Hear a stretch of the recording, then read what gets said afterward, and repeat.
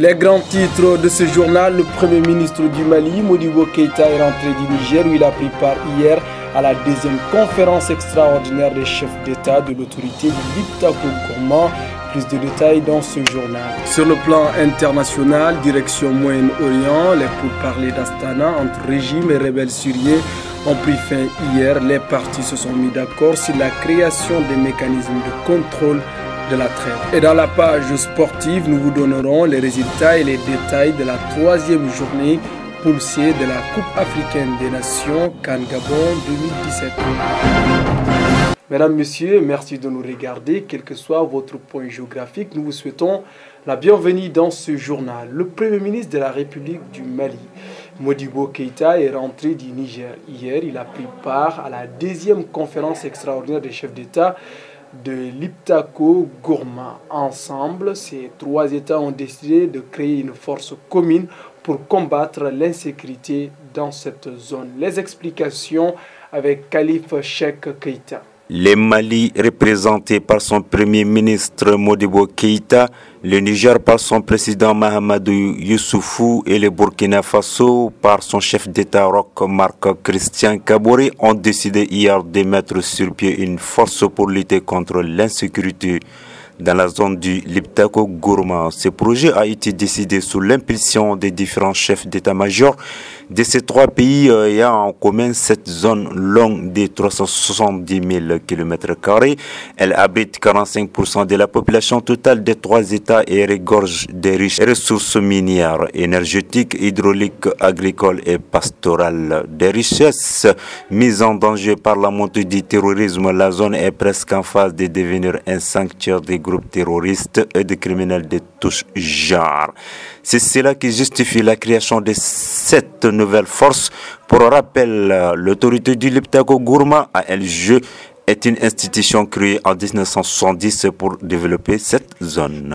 Toujours sur le plan national, après avoir participé côte à côte dans un meeting de solidarité envers l'armée nationale et contre la barbarie terroriste, les membres de l'opposition et ceux de la mouvance présidentielle sont allés s'enquérir de l'état des blessés dans différents hôpitaux de Bamako et de Kati. Maman Meiga fait le compte rendu. Durant 4 heures de temps chrono, les représentants de l'opposition républicaine et le membre de la coalition de la mouvance présidentielle, dans une ambiance de convivialité, ont fait tour à tour le centre universitaire Gabriel Touré, l'hôpital du Mali, l'hôpital de Kati et l'odontostomatologie qui accueillait des blessés de l'attaque lâche de Gao. Pour ces hommes politiques accompagnés par le ministre de la Solidarité et de l'Action humanitaire, Hamadoun Konaté, et sa collègue de la Santé et de l'Hygiène publique, Marie-Madeleine Togo, l'heure est à l'union comme lors de leur meeting face à la barbarie. Cette fois-ci, ils ne sont pas venus le main vide. Ils ont fait une importante donne aux blessés. À présent, partons sur le continent africain, tout près de chez nous, en Gambie. Les populations qui ont fui peur de ce que pouvait survenir après la crise post-électorale que leur pays a failli connaître. Les populations sont de retour chez eux. Khalif Ahmed nous en parle. Il est 0 heure passée. Ils sont des centaines, ces populations, sous la supervision des forces ouest-africaines, courent pour prendre la dernière ferry qui lie la Gambie au Sénégal. Ces milliers de personnes avaient fui leur pays il y a une semaine. Ils avaient peur de la suite que pouvait prendre la crise post-électorale dans laquelle était plongé leur pays. Voyant le retour de la paix, ils y retournent en grand nombre. Pour elles, comme pour beaucoup de Gambiens, c'est le retour de leur président qu'ils attendent en grand nombre. Hier, le président gambien Adama Barrow a nommé une vice-présidente. Elle s'appelle Fatoumata Tambadjang. Elle est une ancienne ministre chargée de la santé dans le régime de Yahya Jammeh. Adama Barrow, qui est attendu massivement par les populations. Pourquoi ce dernier n'est pas encore à Banjul? Élément de réponse avec Abdraman Baba Koueti. De Dakar où il est depuis plus de 10 jours, le président gambien Adama Barrow est très attendu par les Gambiens qui sont nombreux ces derniers jours à solliciter son retour très rapide en Gambie. Le troisième président de l'histoire de la Gambie a fait savoir qu'il attend assez que la capitale, le village de Kanilail et les restes des villes de son pays soient sécurisés. Le promoteur immobilier a aussi fait savoir qu'il donne mandat aux forces de la CEDEAO de rester pendant au moins 6 mois avant de quitter la Gambie, période au cours de laquelle une refonte de l'armée gambienne sera faite. Selon des voies diplomatiques, il s'agirait de rendre l'armée gambienne plus disciplinée. Cette information en bref, en Somalie, une explosion près d'un hôtel dans la capitale Mogadiscio a fait 7 morts ce matin. Toujours en Afrique, en Afrique centrale, au Cameroun, les syndicalistes et la crise dans les régions anglophones ne dégonflent pas. Elle continue et c'est un bras de fer qui s'installe entre le gouvernement et ses syndicalistes.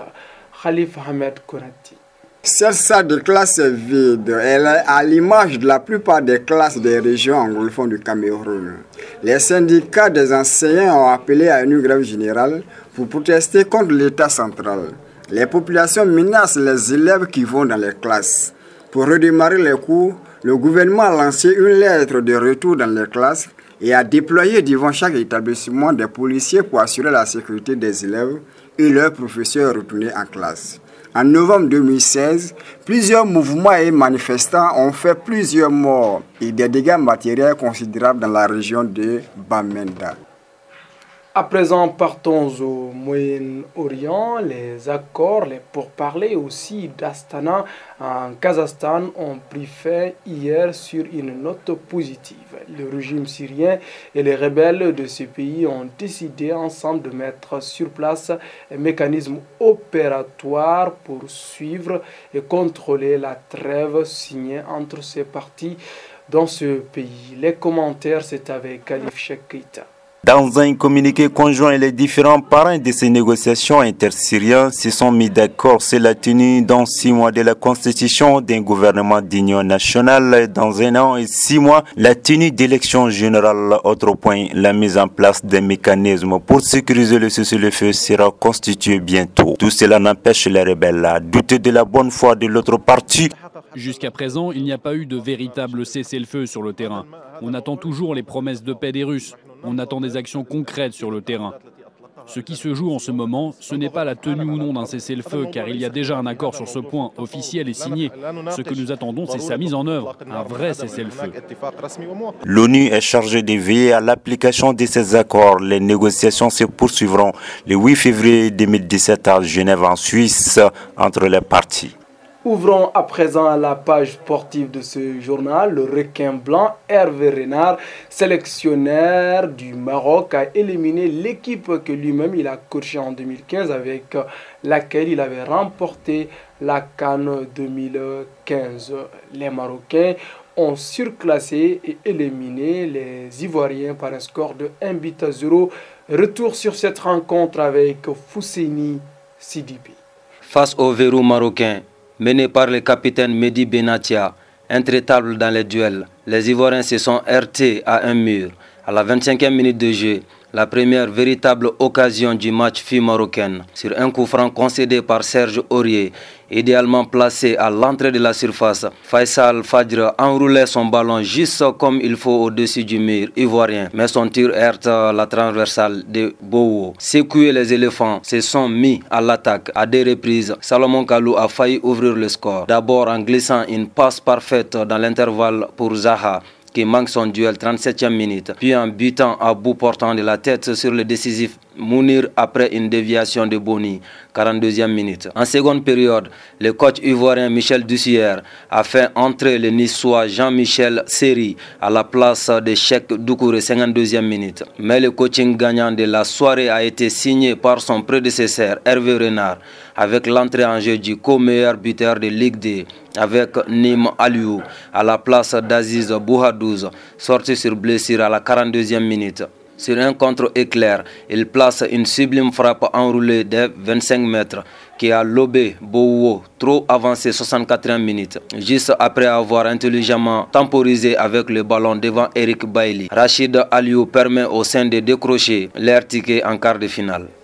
Toujours dans la page sportive, c'est l'équipe de Claude Leroy qui avait eu sur son banc plus de 10 ans Hervé Renard, qui lui avait fait qualifier le Maroc hier.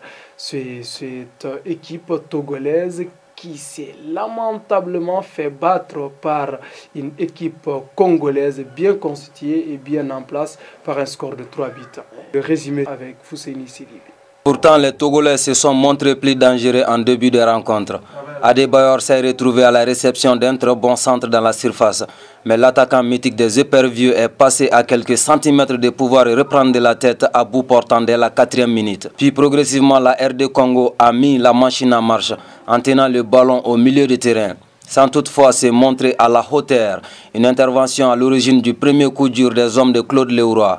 Le portier togolais s'est blessé et a été contraint de laisser sa place à Cédric Mansa à 22e minute. Les Congolais ont rapidement tué tout suspense en inscrivant 3 buts. Un joli tir croisé de Junior Kabananga à la 28e minute. Un lob de Firmin Moubele, 53e minute, lancé par un dégagement dans la profondeur du défenseur Marcel Tisserand. Et enfin, un coup franc de Paul José Mpoku à la 80e minute de jeu. Entre-temps, les Togolais qui terminent dernier de leur poule avaient réduit la marque grâce à Kodjo Fodo Laba, bien servi par Floyd Haïté à la 69e minute. Score final 3-1. Mercredi le 25 janvier de l'an 2017, c'est ce qu'il fallait retenir pour cette journée. Rendez-vous demain. D'ici là, prenez bien soin de vous. Inch'Allah, au revoir.